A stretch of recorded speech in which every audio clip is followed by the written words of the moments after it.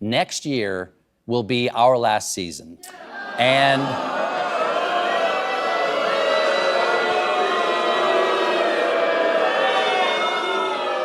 I'm not being replaced. This is all just going away. Listen to that room. That is the #1 show in all of late-night television hearing that it's dead, not slipping, not losing its slot. #1, the only late-night show in America that was actually gaining viewers that year, 2.4 million a night, nominated for an Emmy that very same week. And CBS didn't just cancel the host, they retired the entire franchise, a chair that existed since David Letterman built it in 1993. Gone, no successor, no rebuild, lights out. Now, here's the detail that broke the internet's brain. 3 days before that announcement, Stephen Colbert stood on that same stage and called a $16 million payment from his own bosses to the President of the United States. Quote, a big fat bribe. 3 days. So which is it? Was the sharpest man in late night executed for one joke too many? Or was the #1 show in the category secretly one of the biggest money losers on television, and the joke just made the funeral convenient? Tonight, we're doing what nobody else in this fight will do. Both stories, all the receipts, and a verdict that's harder than either side wants to hear. This one's long because it earns it. Let's go. To understand what was lost, you have to understand what he was. 2005. Stephen Colbert launches The Colbert Report, a full-time parody of a bombastic cable news blowhard, played so perfectly that actual politicians kept mistaking it for friendly territory. He invents a word, truthiness, that ends up in the dictionary. And then, April 2006, he does the single most dangerous set in the history of American comedy. And reality has a well-known liberal bias. Understand the physics of that room. The President of the United States is sitting 6 feet away. The entire Washington press corps is watching. Nobody is laughing. And Colbert keeps going, joke after joke, into the teeth of the most powerful audience on earth. No applause lines, no safety net. Half the room wanted him arrested, and the other half made him a legend. 4 years later, he testifies before Congress in character and gets asked to leave. Of course, I'm sure Arturo Rodriguez is saying, who then would pick our crop, Stephen? First of all, Arturo, don't interrupt me when I'm talking, that's rude. Second, I reject this idea that farm work is among the semi-mythical jobs that Americans won't do. That is who Stephen Colbert was, the man who told the joke nobody in the room wanted to hear.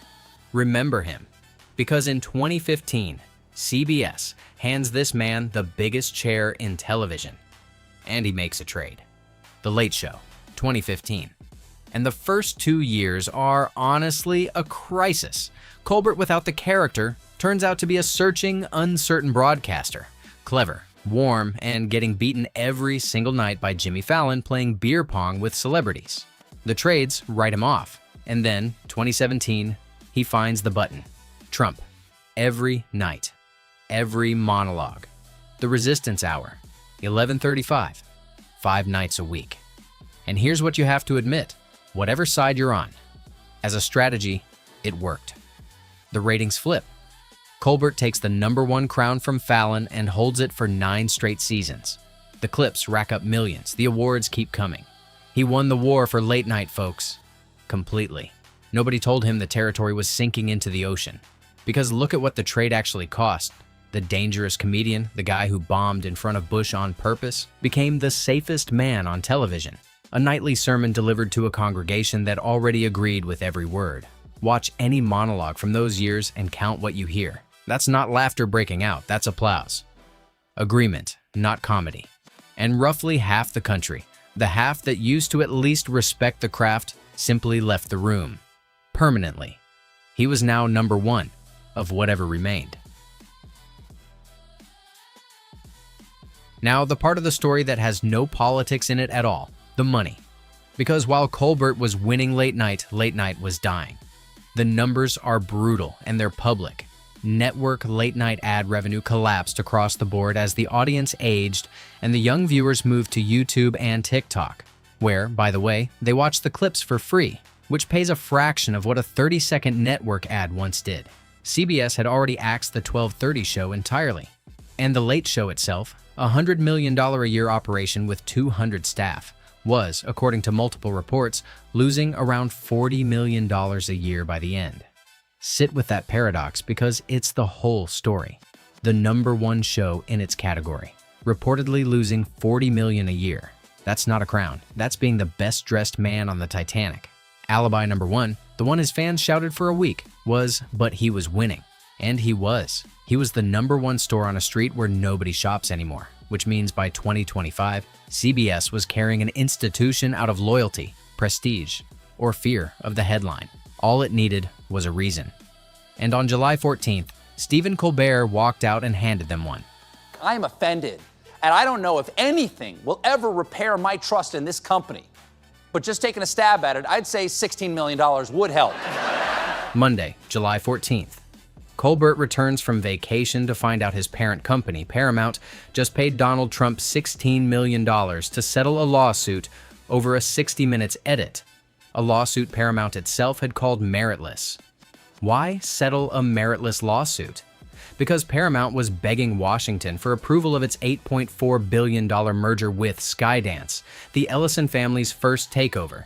Yes, that Ellison family. The one currently starring in our Warner Brothers video. Colbert looks into the camera and calls the settlement what half the industry was whispering, a big fat bribe. Thursday, July 17th, 3 days later. CBS informs him, Wednesday night, according to Colbert himself, that the show is over. Not recast, not restructured. The whole 70-year franchise retired. The official statement is a masterpiece of corporate poetry, purely a financial decision, not related in any way to the show's performance, content, or other matters happening at Paramount. They even called him irreplaceable. In the same breath, they replaced him with nothing. And then the world chose sides.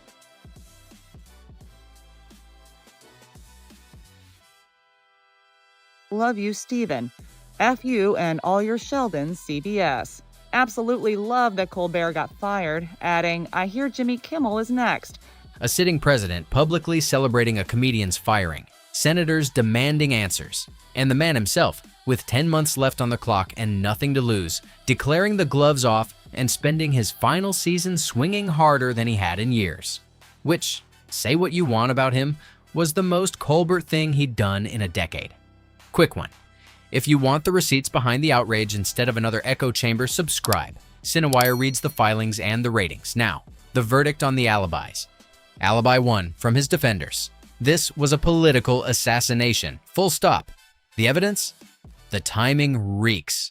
3 days after the bribe joke. The settlement itself only made sense as merger grease, and a president gloating about it in public doesn't exactly calm the theory down. All of that is real. But here's what the martyrdom story has to ignore. The $40 million a year reports existed before the joke. The 12:30 slot was already dead. And if CBS just wanted Colbert's head, they could have replaced him. Instead, they retired the entire franchise and never hired another host, which is what you do to a business, not to a person. Alibi 2 from CBS. Purely financial, nothing to see here. Also can't survive on its own.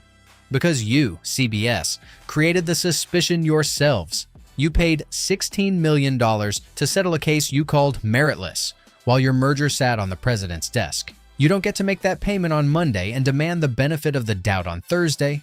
So here's the CineWire verdict, and it's the version neither camp wants. The economics loaded the gun, and the politics made pulling the trigger convenient. A genuinely profitable #1 show does not die from one joke. And a genuinely apolitical network does not write a $16 million check to the man its biggest star mocks every night. Both things are true, and underneath both of them sits the real cause nobody wants to name. The trade from Act 2. The format Colbert chose shrank comedy into congregation, and congregations folks don't pay network bills. You know who does pay? Audiences. The same summer this show died, moviegoers were setting the biggest box office records in history down the street. People will pay anything to be entertained. They will not pay to be lectured. That's not ideology. That's the receipts of this entire year. May 21st, 2026, the finale. And credit where due. He went out like a champion, packed house, A-list audience, still winning his time slot on the way out the door, and still poking his own network with jokes about them getting sued. Classy, sharp, emotional. The institution deserved that ending. And then the morning after, CBS delivered the single most honest sentence of this entire saga, without saying a word. Because you know what airs at 11:35 now? Not a new voice. Not the next Letterman. They moved up Comics Unleashed, a syndicated panel show from Byron Allen's budget catalog that had been quietly filling the graveyard slot. 33 years of The Late Show, Letterman's chair, Colbert's chair, and the replacement is a rerun-priced show they already had lying around. They didn't replace him, folks. They turned off the lights and let the neighbor's TV play through the wall. If you ever wanted proof of what the network really thought that real estate was worth, there it is. Every weeknight. And now the twist, the one that turns this from a cancellation story into a tragedy. Go back to 2005. The Colbert Report was a parody. He invented a character, a self-righteous broadcaster doing nightly outrage, certain of everything, preaching to a choir. Specifically, to make fun of that kind of television. It was a warning, delivered as a joke. And then, look at what late night became over the next 20 years. Nightly outrage, total certainty, a choir instead of a crowd. The industry didn't laugh at the character, folks. It became him. Without the joke, without the wink, without the self-awareness. And the cruelest part? The real Stephen Colbert. The fearless one from the Bush dinner, the one who'd walk into a hostile room and die on stage for the bit. That man got trapped inside the very format his own creation was mocking. He didn't lose to CBS. He didn't lose to Trump. He lost to the character. The parody outlived the parodist. That's not a cancellation. That's Greek theater with a house band. So here's where it lands, and it's bigger than one host. An entire generation of late-night television traded comedy for congregation. And when the collection plate came back empty, the church started closing, one altar at a time. The 12:30 shows, gone. The Late Show, retired. The survivors are on notice, renegotiating in a business that reportedly can't justify their budgets either. And the executives doing the closing?